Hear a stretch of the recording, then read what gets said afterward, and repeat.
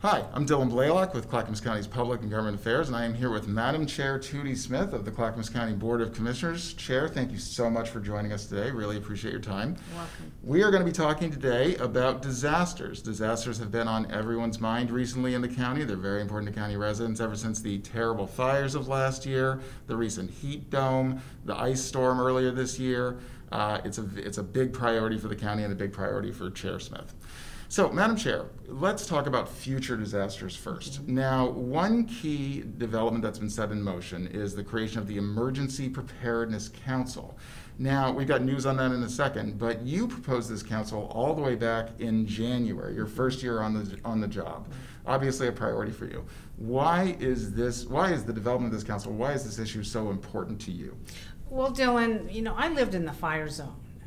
When the September 8 fire started, I could see a big red ball over the hill. Later on, I was evacuated with many Clackamas County residents.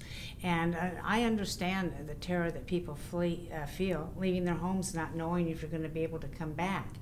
After the fires had ended, about a week afterwards, I was invited by my residents to come out and take a look at the destruction and the wildfires. I also viewed their volunteer efforts on their own to fight the fires, and the plans that they had instilled, the plans that they had in place, that they used, the farmers and the loggers used their own equipment, the big bulldozers and the shovels and the axe, and then we had private companies like Pape Sales Equipment, for instance, that brought in and donated their company equipment, and there was loss of that. Yeah. Some of these companies, their equipment burned up in the fire to save people's homes, and I was so heartened by that. And I saw the efforts, quite frankly, of government's failure. And I was determined at that point, because I knew I was going to be chair of this commission, I was determined at that point to try to do something on our end to fix it. That was in the Molalla area. A week later, I was invited out to the Estacada area, and I saw the huge volunteer effort that was so well organized from our people. And our people were saying, number one, both incidents says, number one, we had no communications. And I thought that was horrid. They said we had no advance warning the fires were coming. And then secondly, where was our evacuation routes? And that was just really, really harmful. And so they relayed to me some of the actions that they thought government should be taking, and they were 100% right. So fast forward, here I am in January. I made that a top priority. My board agreed it was a top priority. We didn't get it launched as fast as we wanted to because it was a budget consideration, and our budget ends in June 30th of the year. We were able to allocate resources for that. Great. Then you know what happened in February. Yes, of course. We had the ice storm. Many residents in the county, including myself, were without power days, weeks, a couple of weeks.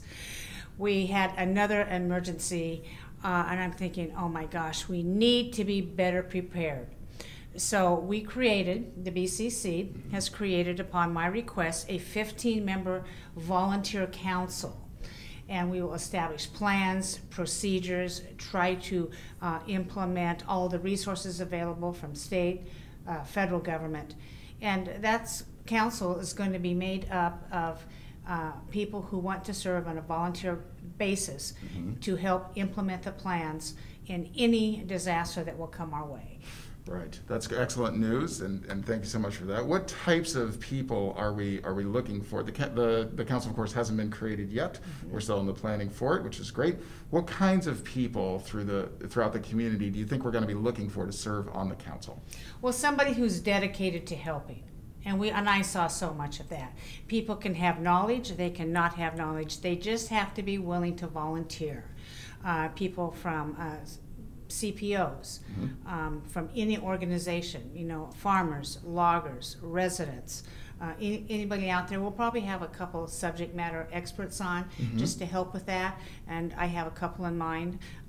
Utility people who provide electricity and power, who provide gas, who can provide resources to help get those out into the community. And we're just waiting for people to apply. Well, when we announced this at a policy session a couple Tuesdays ago, we already had people calling up wanting to apply to be on it. Right. And the criteria is just you have to live in Clackamas County and be willing to serve. Right. So it really is going to be community driven and community heart-filled.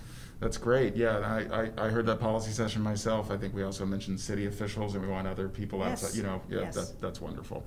So, and like I said, I did see that policy session. You still and continue to be very passionate on this subject.